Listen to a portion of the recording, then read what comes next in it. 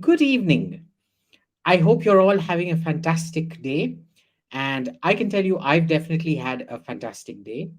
Um so let's get started. Now, before we get started, please don't forget to like, share, subscribe, and leave comments. You can abuse us too. That's perfectly fine. It helps the algorithm. So definitely leave some comments. Now, let's start with my fulminations on why Vivek Ramaswamy is being attacked. If you notice, almost about 2 weeks back, I retweeted someone, I forget who, saying that, Ron DeSantis's supporters are getting ready to hurl muck, uh, religious muck at Vivek Ramaswamy. And this happens in every this thing. Somebody's religion is questioned on the Republican side, and this will continue till the primaries are over. And once the primaries are over, you'll see that all this religious nonsense dissipates. So for now, he's a devil worshipper for some members of the Republican Party, not all of them. So that's what's going to happen. Democrats hate him because he's brown. They can't attack a brown man, you see. Then they appear racist. And they don't like that because his talking points are all Trump. He's the most avowed Trump supporter around there. So he's pissing off a lot of people. But notice, Trump supporters are quite happy with him. Trump supporters are happy with him. It's mostly the Ron DeSantis supporters doing the attacking. Because Ron DeSantis has the most to lose. He's practically already lost, which is sad because he's the only one that had any chance of thrashing Biden. But anyway, it is what it is. So let's get on to the questions then, shall we? Sajit Kumar. In your view, who are the four biggest Lutera politicians living? Vadra, Chiddu, Pawar, and Gandhi's is my view. Sree, I'm buying your book, but please let Abhi answer. Why won't I answer? अच्छा देखो, सबसे बड़े लुटेरे politician, I think the Abdullahs are somewhere there. I agree with your list. Vadra, Chiddu, Pawar, and the Gandhis, yes. But I think you definitely have to put the Badals and the Abdullahs out there. Apparently, the Badals and Pawars are almost as rich as Mukesh Ambani, according to some estimates. Next. Malaiban Bhattacharya. An alt history question for AIM. I hate alt history. If the US backed Indian revolutionaries in the 40s, would things be different today? The US did back Indian independence, boss. One of the main reasons India got its independence was the amount of pressure America put on Britain to dismantle the empire. I would suggest you go read the correspondence between Roosevelt and Churchill, and before Churchill with Chamberlain, and also with Clement Attlee and Truman. So it was very significant. And do Brit and Americans still look at each other with suspicion even today? Uh, no, they don't. They don't. They haven't for a long, long time. I think the suspicion ended long, long back. Even by the First World War, it had pretty much ended. Next. Rahul Rathod. Will PM Modi pass delimitation in 2026 and will it benefit the BJP? I hope not, because that would pretty much punish all the states that have done well and incentivize all the states that have very high birth ratios. Now, look, the problem with birth rate is the lower your human development index, the higher your birth rate. Okay, so you can't reward that. So there's some solution has to be done. If it's just straight up delimitation, will it benefit the BJP? I don't even know that, because a fractionalization of constituencies might yield very different results than the BJP hopes right now. And how can end appeasement politics will stripping ind, do you mean I.N.D.I.A, or is it India? Appeasement politics stripping off minority status work as logically they are not minorities. Well, they are minorities. I don't think the Muslim population or the Christian population is a majority anywhere except say Kerala and Kashmir. So yeah, that's that. You can't. I don't think anybody, as long as you have a subsistence level, this will end when you reach about $15,000 to $20,000 per capita. At $2,000, if you expect it to end, especially for a populist party like the BJP, not happening.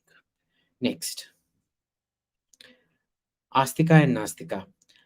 Abhijit sir, could you write an article about how Bihar suffered economically for the 1857 revolt? Because nobody knows about it. Very good idea. I think I should do a podcast about it as well. But yeah, absolutely. I will do that. Next. Aditya B. During the theological debates in the early years, the debate was about one nature and two nature of Christ. Who do you think why do you think one theological side won and the other lost? It wasn't in the early years. It was actually after it got institutionalized. Chalcedonian Christianity, basically, after it got institutionalized, was when these debates emerged about the nature. Is it are they distinct but separate? Are they one of the same, etc.?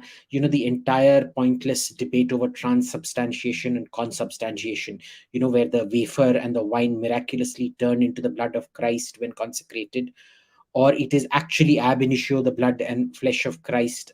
All these debates, they all start coming about in the Chalcedonian period. And which theological side won? It wasn't the theological side that won.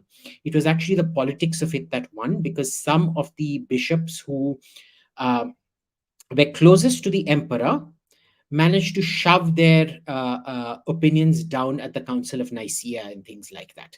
It had everything to do with politics and proximity to the emperor, and very little to do with the theological victory of argument per se. So that's what happened. Next.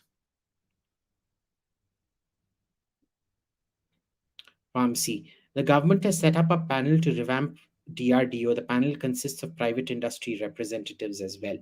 Very good idea. But see, this doesn't require a panel. It's very, very straightforward what you want to do.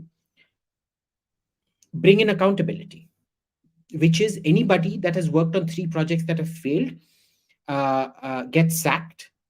If you fail on one project, you get a demotion. Not demotion, you lose seniority. If you constantly put up bids without delivering on them, you get fined and sacked and lose your pension as well, or whatever these things. It's a very simple carrot and stick policy, Vamsi. There's nothing required. This panel, I suspect, will produce a whole load of rubbish, which will lead to nothing. Okay, what needs to be done to the DRDO is very straight. It's simply accountability and timelines. Bas. Timeline meet karo, nahi to fir promotion jata hai. And unlike government service, where promotion isn't based on delivery, it's based on seniority, that needs to be changed. Science can't function based on seniority, it has to be based on delivery. Okay.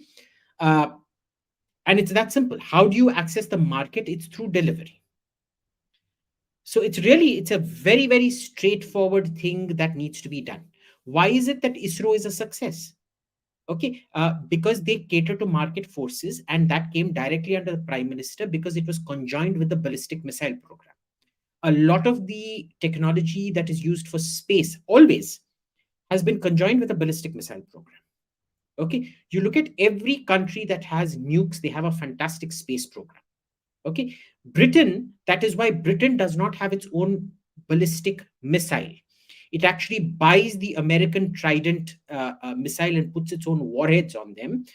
But then it's virtually nobody in the European space program. That entire space program is mostly dominated by the French, who are the only Europeans other than the Russians who produce ballistic missiles. And isn't it surprising that the only part of the DRDO that does really, really well is the strategic missile program that is meant for nuclear delivery? Why?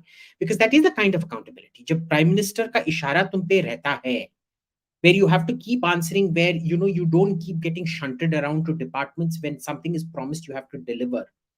And remember, the SLBM program, it had everybody in it sacked or moved around, demoted. I don't know what exactly it was. It was never made clear, but there was disciplinary action taken, and the entire parallel system was set up, which then very rapidly started developing all the missiles. Okay, so that put the fear of God. Quality is a function of labor. And labor produces quality when there is both carrots and sticks. You can't terrorize At the same time, you can't just keep feeding carrots without consequences. Okay, so that's what needs to be done. It does not need a panel. A panel is basically jobs for the boys, it'll achieve nothing. Next. Mr. Barani, you are pessimistic about our future because we have a lot of basic problems we need to fix and not even thinking about them. But after interacting PGurus with 20-year-olds asking, do you feel different? No, I don't. I don't. Because it doesn't matter how much you ask, unless the people in power are asking those questions, it doesn't matter. You know, there's a lot of this nonsense you hear about bottom up change. Bottom up change never happens. It's always top down change. There's several academic studies to show this. Okay? So people in power aren't asking the right questions. So no, I remain pessimistic. Next. What are your views on Abhishek? What are the views on the expansion of BRICS membership? Do you think BRICS is now dominated by China, as it has 68% total GDP of BRICS? Do you think talking about BRICS currency is impractical? I do think a BRICS currency is impractical because there is too much economic variation, sectoral variation, savings variation, spending patterns variation between all 5 countries. So it is completely impractical. And China would have, I think this expansion is very good because it gives you a lot of counterbalance to China. We've been trying to counterbalance China, which Brazil helps. Russia, now with Ukraine, it's a bit of a nightmare, which is why I think bringing Saudi Arabia and the Emiratis in will help us a lot in balancing off against China. So it may have a total of 68%, but remember, voting rights are equal. Remember, China can't shove its view down something. So it's very important way of what's called engaging, both containing and engaging China. Next. Isn't French Guiana a violation of the Monroe Doctrine? Why doesn't the USA still allow to exist? The Monroe Doctrine stopped being operational sometime in the 60s after the Cuban Missile Crisis, when they learned how things could escalate, right? French Guiana started after that. And remember, France is an American NATO ally, so different rules apply to France. So it theoretic, and remember, French Guiana, Suriname, which is Dutch, and British Guiana, which is Guyana, were all sort of kind of in violation of the Monroe Doctrine, but they were allowed to exist because they didn't pose a threat to anyone anymore. It was that simple. Next. Ishan Khosla. Your views on Muzaffarnagar and Jammu case. Also, why don't you believe in the existence of God? Are you an atheist or agnostic? I am atheist because I have never seen any cause or effect between prayer and result. It's really that simple. Do I believe that there is a mathematical equation on which the world functions? Yes. But is it God, which you can solicit good results through prayers and things like that? No. Can you do vibrations to partially modify the sequence of events? Maybe, but mostly not, definitely not proven to an absolute mathematical certainty. Okay. And Muzaffarnagar and Jammu case, well, it's the same thing. Hitting kids is wrong. I will not protest about Muzaffarnagar if you're not willing to protest about Jammu. I'm sorry, but my support is conditional. Either talk about all kids or talk about no kids. It's that simple. Next. Shambhav Jain. Recent Pew poll suggests that French opinion of India has really dropped. Yes, because France really matters. Similar case in the EU. Is it because of Indian support to Rus, EU raising Manipur, or something that should be ignored? Look, the point is French popular opinion and French government policy are two completely different things. This is one of the brilliant things about the French system. But, you know, you look at the correspondence out here. It's meant to be Le Monde and Le Figaro. Le Figaro is meant to be right-wing. Le Monde is meant to be left-wing. So, you know, Le Monde was always going to write shit about India. What is sad is the dickhead who represents Le Figaro, who's really pathetic, you know. I mean, he's really smelly. He has body odor issues and he has breath issues from a distance. And he desperately seeks validation from the left because, you know, he doesn't want to be seen as a fringe right-winger and whatever. So he writes what the left wants him to write to get brownie points. It's that simple. So, and the French also look at India through a Anglophone lens. Do you know this fellow Christophe Jaffrelot, who basically concocts, him and his chela Gilles Vernier, who fabricate and concoct statistics? Uh, he can't speak a word of Hindi. He can't speak a single Indian language. Do you know that? He writes utter shit. 90% of what he's written is apparently complete fabrication. And this is what France listens to because he runs the India program at Sciences Po. So there you go.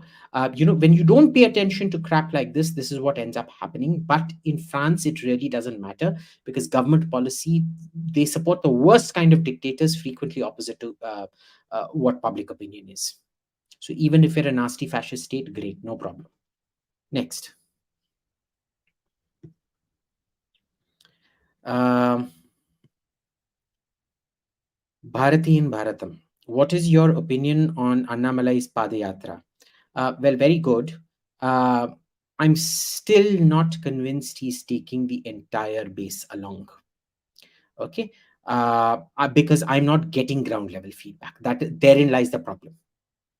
I'm getting a lot of feedback from the BJP boys out there, and boys and girls, but I'm not getting feedback from anybody else out there, which is what is worrying me.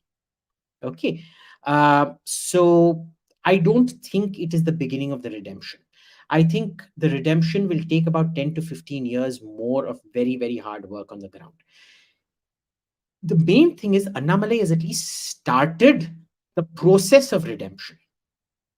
But I don't think we'll be winning very many seats this time. Next. Kanda Batata, is patriarchy bad? Has it done anything good at all? Bro, the whole world is because of patriarchy. Patriarchy is the best thing that ever happened to mankind.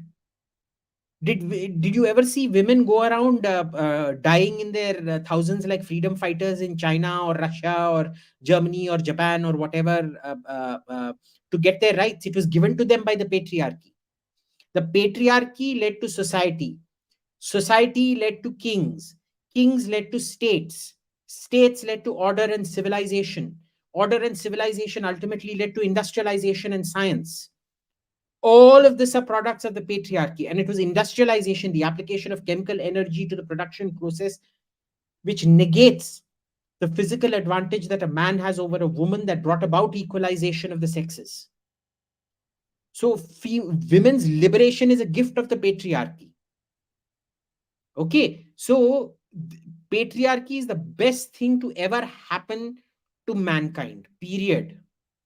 Patriarchy zindabad. Patriarchy is the best. Next. Abhilash Jayachandra. If Trump chooses to pull out of the race, he will not, and chooses to support another candidate, who do you think the candidate will be? I think it'll be Vivek Ramaswamy, but it's not going to happen. He's going to run next, and he's crushing everybody else. Ashish Sharma. Modi government is trying to woo Pasmanda Muslims, but I don't that people or even the government know who Pasmanda and who is not. Well, we know exactly who Pasmandas are and who they're not. Okay, it's very clear across the socioeconomic strata according to incomes, etc., etc., etc. And yes, there is a point to be made that currently they're the most violent part of the segment because they're the foot soldiers, and that is exactly why you need to woo them. Because if you want a long-term solution, you can do the relativist Congress solution, which is to ignore the community and let it rot, or you can do what the BJP is doing, which is to remove the feudal controls over that community. Okay, so it is a very good thing. It may be problematic in the short term. You may see this as Maulana Modi and things, but this is something I support Modi 100% for. Unlike, say, and this is one of the big disagreements I have with Anand, because he keeps criticizing Modi for spending so much. I support this program 100% because it breaks the Pasmanda from the Ashrafs. It finally gives them a voice of their own. It will lead to greater empowerment. And if you want to see how this kind of development works, look no further than Saudi Arabia and the Emirates. Point is, will the government be, it is all dependent on if the government is able to deliver on sustained growth and development. That is the key. Will this government be able to do that? That's the big question mark. So other than that, I'm quite happy with the process, as should you. I mean, you don't have to, but it's good if you are. Pardhu RD. What is the probability of Vivek to get in the top 2 of the Republicans? And will Republicans accept him if Trump goes to jail? I think they will. I think they need somebody to brownwash them. Do you know what brownwash is? It's basically use the brown guy to say, oh, we're not racist.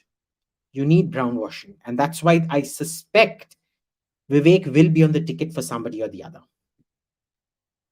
Next. Why hasn't BJP government renamed Ahmedabad to Karnataka in spite of 20 years it is popular demand? I don't know. Ask the government. I don't know what the government does. Maybe it's the negative impression or whatever nonsense that they're so worried about. Next. Is Chandrababu Naidu again joining UPA as he is supporting the caste census? Look, Chandrababu Naidu will support whoever supports him and whichever side of the bread he finds buttered. Okay? And caste census will benefit everyone, realistically speaking, because it will break a lot of the vote banks and things that you already see. All the notions will be broken. So let the chips fall where they may, but I think it's a fantastic thing because good policy is based on good statistics. Okay, and I think it's very, very important for that realignment to happen. Next. Surab Jain, banana chips were great. Should I go for private vendor solar with no subsidy or subsidy one Rajasthan or any other solar? This is entirely up to you, boss. You need to, I don't know what your budget is. So, you need to go check what is the feedback amount, what is the degradation in performance, etc., what is your capital outlay, etc., and do it based on that. And what your state has. So, for example, are you using it as a on-site power generation, which is more expensive to as a standalone for an isolated area, or are you feeding back into the grid? So I don't know what your particular area, what the rules in Rajasthan are. Next. Abhishek Bhatt. What was the date, month, and year method used in India before the Gregorian calendar? Well, I think we didn't have BC AD systems. We just had years ago system, and it was the lunar calendar because we used an agrarian calendar. And the lunar calendar is still much more accurate in the Indian context. I'll tell you why. In the English calendar, in Delhi for Diwali, we have this very unique smell that comes about a week or two before Diwali. It's called the scholar tree, the Japonica scholastica, I think it is. It's a beautiful smell. It will always happen 2 weeks before Diwali. Irrespective of when Diwali is, it will always happen 2 weeks before Diwali.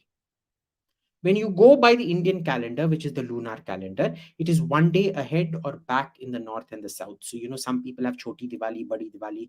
For us in the south, Choti Diwali is our Diwali, and for you, it's Badi Diwali and things like that. But they are much more accurate for an agrarian society in predicting when the weather is going to change. Okay.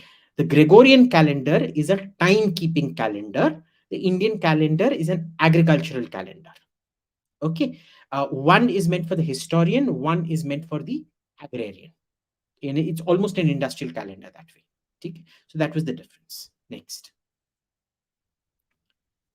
Aditya B. People make a lot of mistakes choosing cooking vessels. What are some Indian cooking vessels, both traditional and otherwise, we should invest on? Fantastic. Just give me 1 minute. I'm going to get myself some water. My throat is drying out, and I'm going to switch on the AC because it's gotten very hot.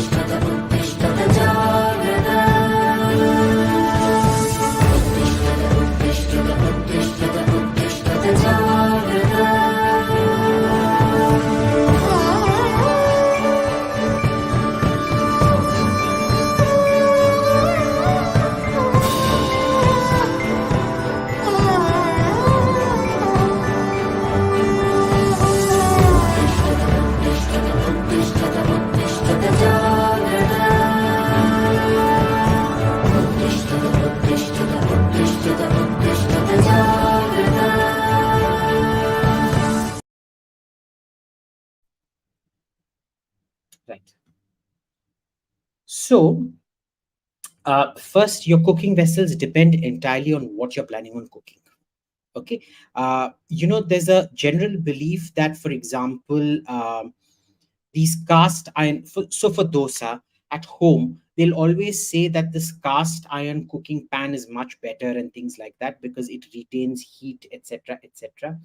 I don't personally find the case. I actually find the thin ones a lot better in producing the kind of results that I want. Okay.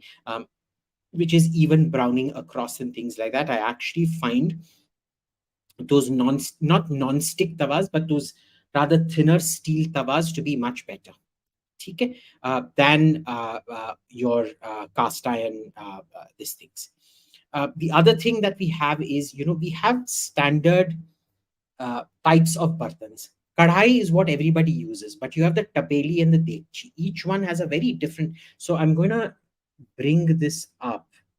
Tapeli and dekchi. Okay, now let me share.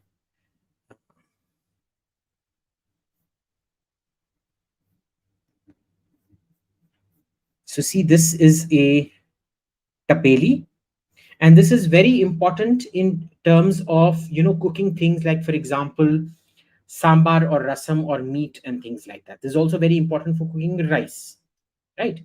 But then if you want something like longer stews, which in India are not based on standardization, what you have to do is something different. uh, um, 1 second, let me do this. That is where you use the dekchi. And dekchi is this. You know why? Because it has differential heating systems everywhere. Here you'll have higher heat, but you can turn it on one side where it kind of cools off and things like that, depending on what you want to do where. So if you're using Indian food, it all depends. There's also this whole thing about what are you using to cook. So, for example, if you're using gas, it also depends on the size of your flame. Okay? You will have really big burners which can't go down to a minimum, and then you'll have really small burners which really can't go high, and the bartan also depends on that. As a general rule, I find that the Indian aluminum thinner bartans, I find them personally are much better, except they don't work on induction. So certain things, it really depends on the dish.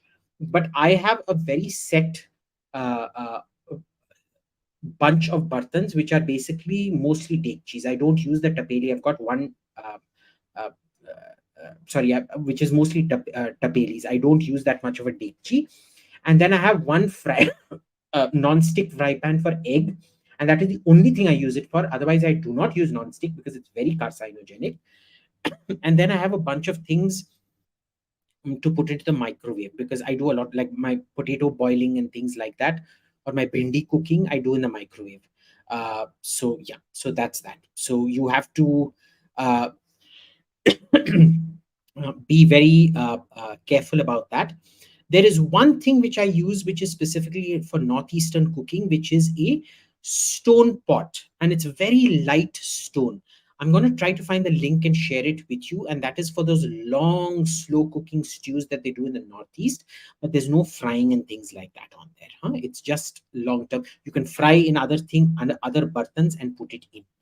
But if you want to invest in a good kitchen thing, I would suggest just you can do a fantastic kitchen in just about 7 or 8 bartans. What you need is basically 3 frying pans, uh, a, a smaller one, say a 6-inch frying pan for chota mota things, a 10-inch frying pan, and you should be fine. You don't even need the 12-inch bigger frying pan. One kadhai, uh, 3 tapelis, and I would say the smallest of the tapelis, make it a 2-liter saucepan for making your chai and Maggi noodles and things like that. That's it. Technically, you don't need that many bartans. I find I've invested so much in 𝙒𝙗𝙤 and my copper cookware, and then I spent huge amounts of money having my French copper cookware, for metal to be put under it for it to become induction compatible and all of that. And the problem was, you don't use it. Plus, I just bought it for show. 99.99% is about 6 or 7 bartans, maximum 8, that I use, which are fry pans, 1 kadai, and 4 tapelis, including, I count 1 saucepan with a insulated handle as this thing. That's it. Next is beef. Levy Ackerman. If beef eating was a habit during IBC, then how cow became so much sacred in India and also become so much sacred in scriptures? Value. It's very, very simple. Value. This is not a country that produces horses. So Europe shifted to using the horse for draft very, very early. And cows only produced milk after that. They were also very wooded. You go to anywhere in Europe, it's heavily wooded. There's only one desert arid area in Europe, and that's in Spain. Okay. And Spain, you notice there's almost no beef in the menu in Spain. It's mostly pork. Right. Even in Greece, there's no beef on the menu. It's overwhelmingly pork. Now it started coming in, but it's overwhelmingly pork. So what, and most of their milk is goat's milk and things like that, right? So what ends up happening is in Europe, they move to draft, construction, which is wood and stone. All of these became much easier. In India, where you have huge areas of arid climate, where we can't have horses, go see my horse podcast with Kushal Mehra on the Chapaka podcast. The cow was everything for you, because you have so much shrubland, dry land, and things like that. I mean, other than the milk and the protein part is crucial, right? It is also crucial for your for the ghee that you use in prayers and things like that. But even during the ghee prayers and things, it was still slaughtered because its value was there. But even in a sedentary culture, the value increases exponentially in India. Why? Because the cow doesn't eat trees. It's going and eating all the grass and the lower twigs and plants and things like that, and it's producing a ready-made source of fuel for you. It is your labor animal. So it is your labor, it is your source of fuel, it is your source of protein, it is your source of fat, it is your source of construction material, because you're using that particular cow dung to plaster the floors of your house and things like that. The sheer utility in the Indian context was so great. Europe never used the cow. No other culture used the cow in the multiple ways that India used it. And so it was a sheer opportunity costing that made it very, very expensive and therefore not worth conspicuous consumption.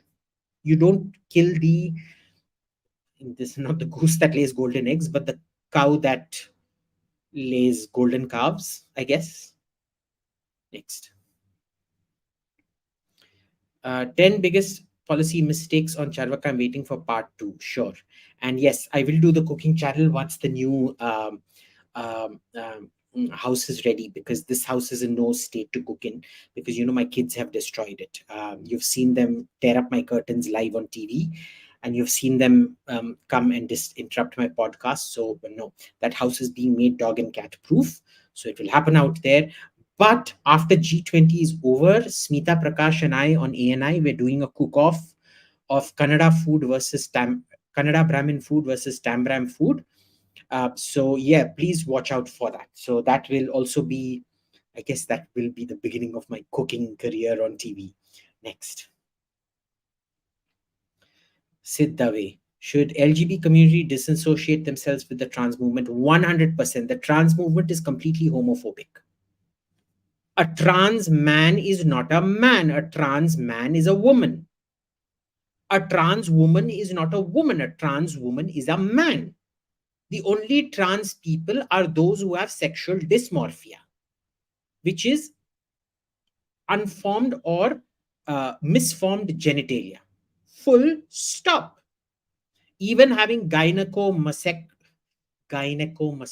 I forget, I don't know if that is the spelling, but basically where men's breasts grow big because they had mumps as a kid or something like that, does not make you a woman. Just because you feel like a woman does not make you a woman.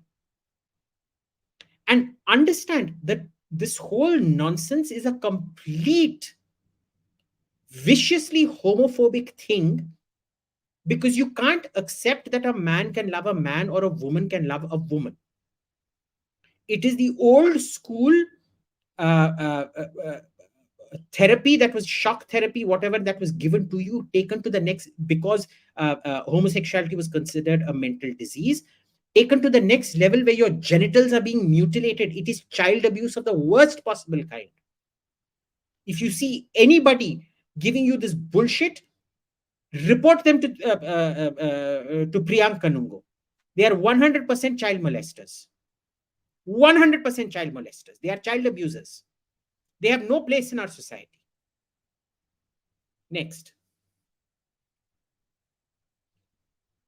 European cities, Neeraj Kulkarni. European cities are known for great urban design, but those cities, no, they're known for great architecture. They're not known for great urban design. But those cities lack skyscrapers. Which one would be the ideal cities with great urban design that also accommodates skyscrapers? Good question. See, European cities have a very stylized lifestyle, which is great for their climate. Okay. Why is it that Europe has great squares and things where people go out and eat and take in the outside?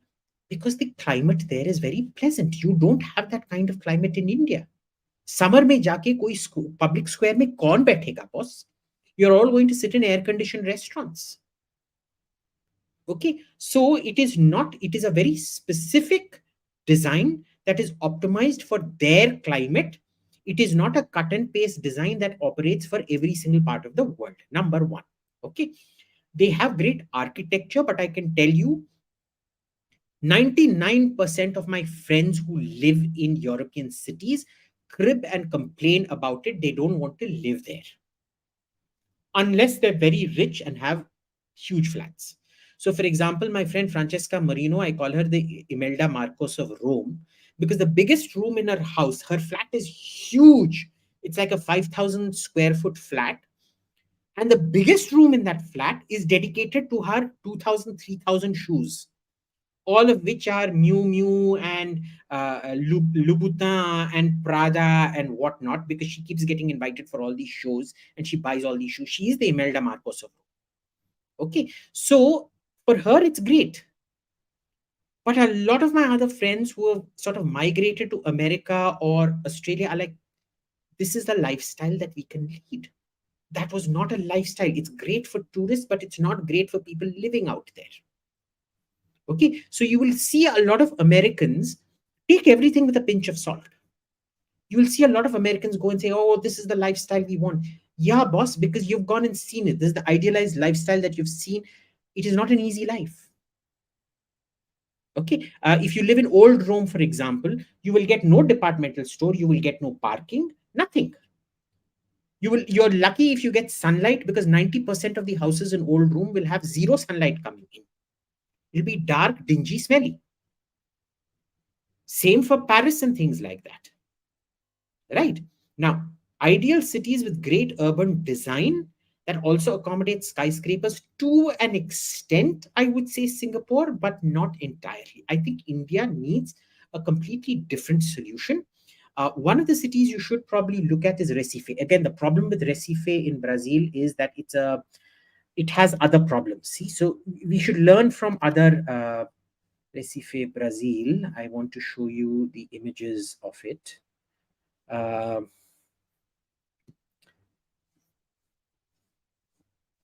So you will find, hang on, let me share this with you.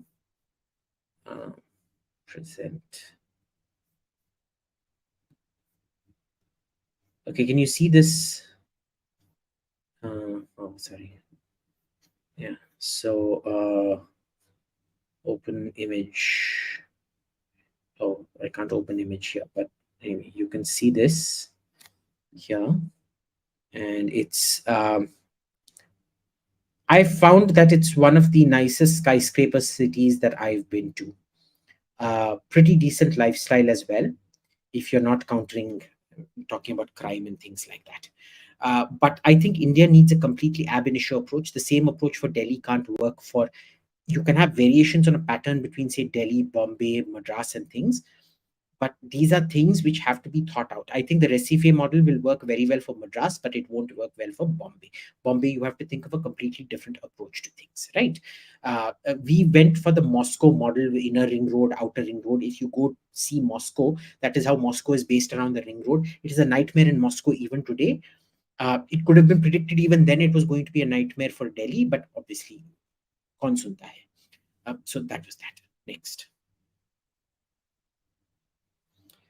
Ishan Sharma, your views on opposition attacking Modi regarding China releasing new map. Boss, Modi has no control over it. China is free to release anything. Tomorrow, if I don't know, some new Idi Amin kind of fellow declares himself the emperor of India, what is Modi going to do about it? Nothing. And it's been given a rejoinder. That's about it. I don't even take this seriously.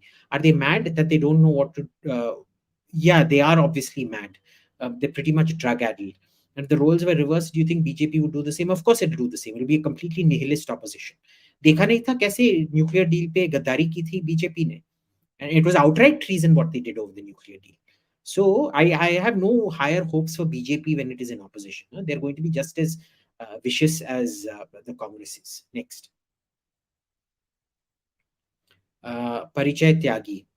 In your podcast, End of Hinduism, would you predict the same end for Sikhism? Yes.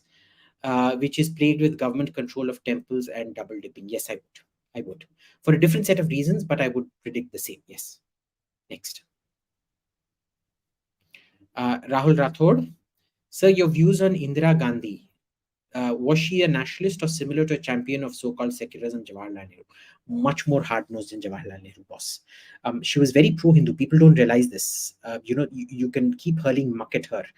But if she had seen what Rahul has turned up being, she would not be happy. For that matter, I don't think Rajiv would have been terribly happy seeing the way his son has turned out either. But she was a pakka nationalist. She was a hardcore Hindu. Did she do minority appeasement? Yeah, she did a lot. But remember, she also controlled that population very, very well. In a way the current government cannot. Okay. And was she corrupt? Yes. Was she economically an ignoramus? Yes. There's nothing you can do about it. People are imperfect. The perfect prime minister doesn't exist except in people's dreams. And Jawaharlal Nehru had some good ideas. The problem was his execution and his love for his chamchas and chelas. Again, economic ignoramus, but even non-alignment was a good policy, boss. The problem was how it is executed and how that horrible fellow, what was his name? Menon, executed it. Next. Parichay Tyagi. Where do you see the Ukraine-Russia war heading towards? Intractability, at least 3 to 4 years more. And I've always held that the chances, the longer this goes on, the higher the chances of Putin using nuclear weapons, not because of the drone strikes, but the longer this prolongs, the higher the chances of nuclear weapon usage. It is do or die for Putin, period. Because he knows, especially after the Prigozhin revolt, he knows what's going to happen to him if he doesn't win the war. And he will not want to end up like the Romanovs, shot through the head, his entire family shot through, and their bones dissolved in acid at the bottom of some coal pit in Siberia. Next. Vignesh Prabhu. If I'm coming to JD event, then I will bring some Karnataka sweets for an impoverished Brahmin. Thank you. It will be great to have a talk with you. Plan to visit Delhi too. Great. Looking forward to seeing you there, Vignesh. Next. Siddhave. When was the Hindu religious identity formed? Very difficult to say. Would it be fair to call Buddha, Mauryan Empire, and Gupta as Hindus like we do? I don't think so. The Gupta Empire, yes. I think you have some kind of a proto-Hindu identity forming out there. I think the Hindu identity is very modern. It starts forming in opposition because in the olden days, you didn't have this thing. Sabka Bhagwan Hamara Bhagwan hota tha aur Hamara Bhagwan Sabka Bhagwan hota tha. Alexander might have gone around killing lots of people when he came to India, but he would go to our temples and worship out there. They would be identified as Hercules or Zeus or whatever, and they would be worshipped. उन दिनों में मंदिर नहीं होता था. used to go out into the forest and do these things. But he respected our gods. Even the early Turkic invasions, you know, everybody talks about Mirakula and Toroman as very cruel. What people don't tell you is Mirakula and Toroman were both great Shiva Bhaktas. So, you know, the Hindu identity itself has been formed as an othering by others. That is my take on this. So, is the Gupta Empire a Hindu in the sense that it was exclusionary? No. Because understand, even though for us the Persians were Asuric, they were Asura worshippers, whereas we are Deva worshippers, even though technically we also, Varuna is an Asura. We worship the Asuras as well. Because in those days, in the Vedas, the Asuras and Devas were brothers. Even with the demon worshippers, we did not have these religious squabbles. तुम असुरा को पूजो, हम देवा को पूजते हैं. It's fine, no problem. So I think the notion of a Hindu by itself has come out in resistance to and opposition of, and finally consolidated. I think it's a very, very modern identity. Even though in its proto forms of resistance, it has existed ever since Muslims started coming into India. Monotheism started coming into India. Next. Rajat Rana, I am becoming richer since the day I became an entry-level paid member of PGurus. Congratulations to you. I get money and projects from random, unexpected places, just sharing. Always support the real gurus. Very kind of you, Rajat. I'm glad for you. Thank you. Next. Maximilian. Your views, please, on the recent report of IAF going in for 100 additional Tejas. Fantastic. I have always advocated you should go in for 400-500 and do a full fleet replacement, which hopefully will then yield a fighter that actually works. Because it will force certain things. You look at how Israel developed its weapons. The first air-to-air missile that they developed, I think it was a Shafrir, was absolute rubbish. It is the only one they could get. They made it work in the second iteration. So I think if you shove it down the military's throat, they will get it to work in the second or third iteration out of sheer desperation, if nothing else. So if it happens, I support it 100%. Next. Maleban Bhattacharya. Will Japan, Philippines, Taiwan go for nukes after China? No. Cartographic aggression does not lead to nukes, Maleban. Also, is the PR planning for long conflict in the Tibetan Plateau? Tibet? Yes. We've been seeing a lot of stuff in Tibet, which does seem to indicate they're digging in. Mostly fear of the Air Force, of the Indian Air Force, which I find is, you know, it's, I don't agree with this tactic of going deep and digging in. When you have a Ukraine-like situation, sure. But remember, India has Western weapons which we use in a Western way. Unlike Ukraine, which does not have Western weapons, and what Western weapons it gets, it does not use in a Western way. I think they're making a mistake going in for static defenses. But again, I mean, we can tell the underground things they're building. We can't tell the minefields they're laying and things like that for now. At least we haven't seen it. So let's see. Next, Full Metal Heart. George Soros' plan to attack on corporate will, with hate for government and in favor of opposition, affect elections. He always accepted foreign. I don't know what that means. But will it's being done to affect the elections? Will it tell me when have the stock markets actually moved an election? Onion prices, sure. Tomato prices, sure. Prices in general, sure.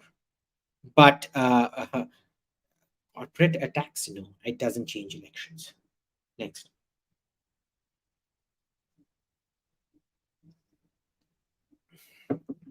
Tarun Sharma. How did the South Indian languages develop and become distinct from each other, even though the area is continuous? It is not. If you actually build up a map, you will see there's something huge in between called the Vindhyas, which has all its nodal things like the Nilgiri Mountains and all of that coming out. Let me go to Google Maps and show you this, and that should hopefully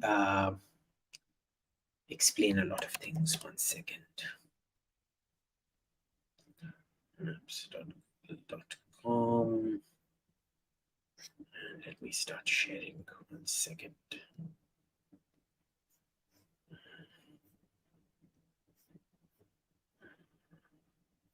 So now, if you go here, what do you see here? You see hills here like this, hills here like this. Huge part of Karnataka split away from a huge part of Andhra.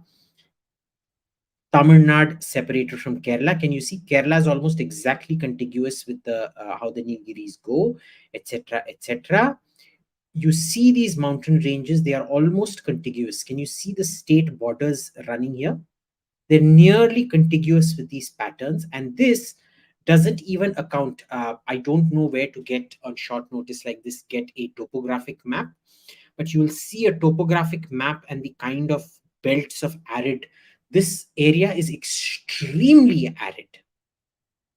Okay. And remember, Chennai is not a Tamil city. It was actually a Telugu majority city. Okay. The deal during Tirupati, on the other hand, used to be a Tamil majority city. And the deal was Tirupati went to Andhra and Chennai came to, Madras came to Tamil Nadu.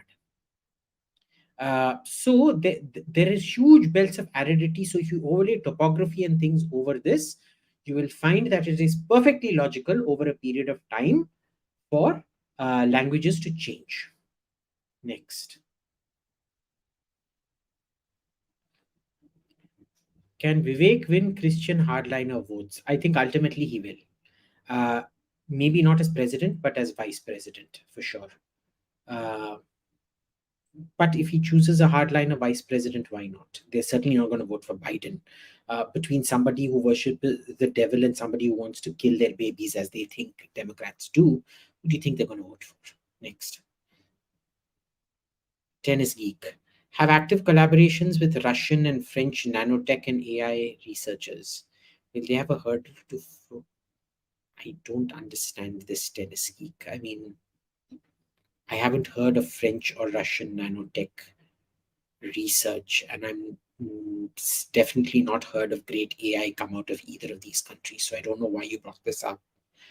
And startups, what do you mean startup?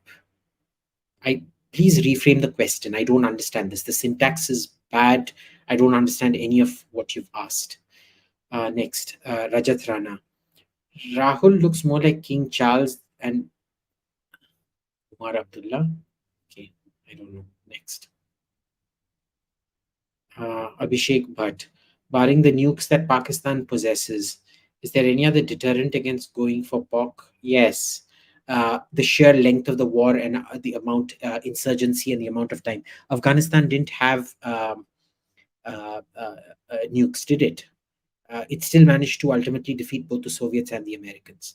That's your biggest deterrent. Do you want to get bogged down in a war like that? Right? You could manage Sri Lanka, yaar. Iski to baat hi chodo. It's a heavily mountainous terrain. Next. Tarun Sharma. In End of Hinduism, you've made a theoretical framework for religious actions based on economics, but you seem to be discounting the ground realities where Mughal and Islamic rulers try to actively convert people. Again, Tarun, please watch that again. I've explained to you that there was a dividend in not converting people.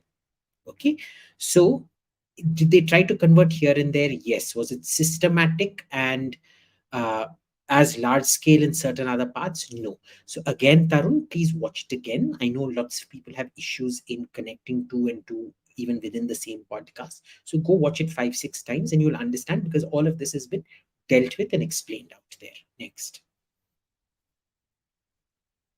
Next.